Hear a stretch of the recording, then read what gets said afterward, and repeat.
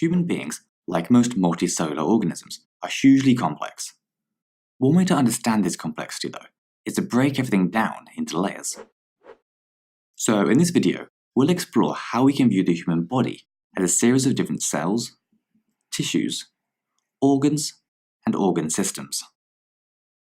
We've already seen in previous videos that cells act as the basic building blocks of life, and are themselves made up of subcellular structures, such as a nucleus, mitochondria, and ribosomes.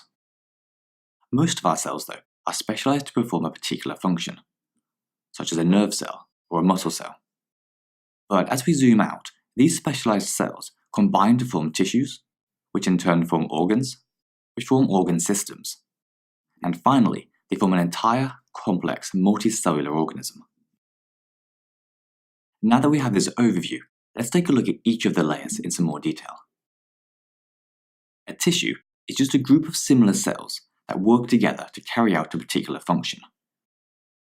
For example, muscle cells group together to form muscle tissue, while epithelial cells form epithelial tissue, which aligns parts of the body, such as the lungs and intestines. The same is true for plants.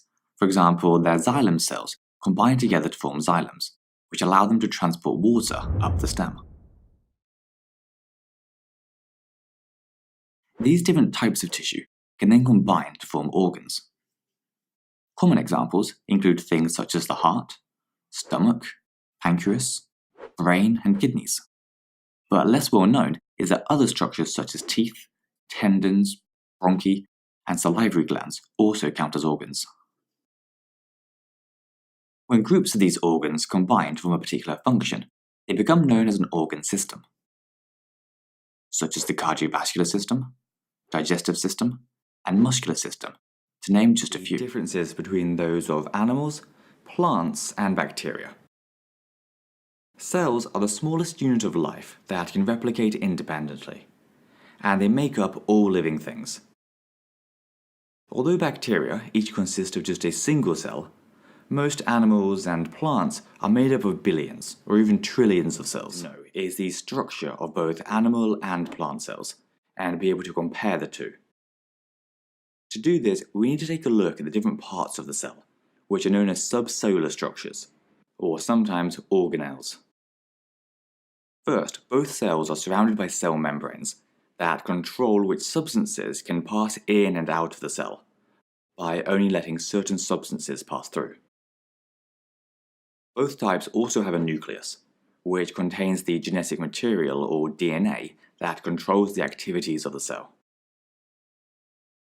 They're also both filled with a gel-like substance called cytoplasm, which is where the subcellular structures sit, and also where the chemical reactions take place. You can think of it as the water which fills a water balloon, but the consistency is closer to jelly.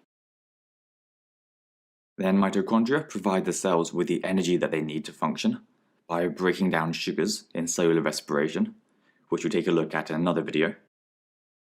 And they both contain lots of ribosomes, which are where proteins are made.